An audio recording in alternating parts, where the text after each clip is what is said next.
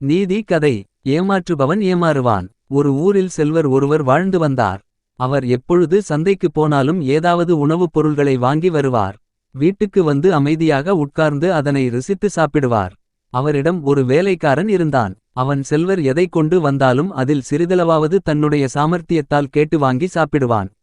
வழக்கம் போல் ஒருநாள் சந்தைக்கு சென்று செல்வர் தான் உண்பதற்காக ஒரு டம்ளர் நிறைய கட்டி தயிர் வாங்கி வந்தார். இம்முறை இந்த கட்டி தயிரில் சிறிது கூட வேலைக்காரனுக்கு கொடுக்கக்கூடாது, முழுவதையுமே தானே சாப்பிட வேண்டும். அதற்கு ஒரே வழி அவனை ஏமாற்றுவதுதான் என்று எண்ணி அவர் வீட்டுக்குள் நுழைந்தார். அவரை வேலைக்காரன் பார்த்துவிட்டான். அவன் செல்வரை நோக்கி, ஐயா, டம்பளரில் என்ன இருக்கிறது என்று கேட்டான். உடனே செல்வர், சுண்ணாம்பு வாங்கி வந்திருக்கிறேன். இதை சாப்பிட்டால் வயிறு எரிந்து வயிற்றில் வலி வந்து உடனே உயிர் போய்விடும்.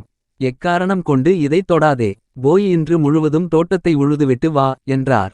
வேலைக்காரனுக்கு செல்வர் தன்னை ஏமாற்றுகிறார் என்பது தெளிவாக புரிந்து விட்டது. அவருக்கு சரியான பாடம் கற்பிக்க வேண்டும் என்று மனதில் எண்ணிக்கொண்டான். அது மட்டுமல்ல, அந்த டம்பளரில் இருப்பது கட்டித் தயிர் தான் என்பதை அதன் வாசனையை வைத்து தெரிந்து கொண்டான். அவன் உடனே அந்த செல்வரை பார்த்து, ஐயா, வெற்றிலை பாக்கு போட அந்த டம்ளரில் இருக்கும் சுண்ணாம்பிலிருந்து சிறிது எடுத்துக் கொடுங்க என்றான். உடனே செல்வர் வேலைக்காரனை பார்த்து, நான் உன்னிடம் சொன்ன வேலையை முடித்துவிட்டு வா, அதிலிருந்து கொஞ்சம் தருகிறேன் என்றார். மாடுகளை ஓட்டிக்கொண்டு சென்ற வேலைக்காரன் சிறிது நேரத்திற்குள் வீட்டிற்கு வந்தான். உடனே செல்வர் அவனிடம், நான் சொன்ன வேலைகளை முடித்து விட்டாயா என்று கேட்டான். உடனே வேலைக்காரன் செல்வரை பார்த்து, ஐயா, எந்த வேலையும் என்னால் செய்ய முடியவில்லை. ஒரு மாட்டை கட்டினால் மற்றொரு மாடு அறுத்து கொண்டு ஓடுகிறது. இதில் நான் எப்படி தோட்டத்தை உழுவது என்றான். உடனே கோபப்பட்ட அந்த செல்வர், வேலையை செய்ய சொன்னால் விளையாட்டு காட்டுகிறாயா என்று கூறி அவன் முதுகில் ஓங்கி அறைந்தார். அவ்வளவுதான். அவன் செல்வரை பார்த்து, ஐயா, இது நாள் வரை யாருமே என்னை அடித்ததில்லை.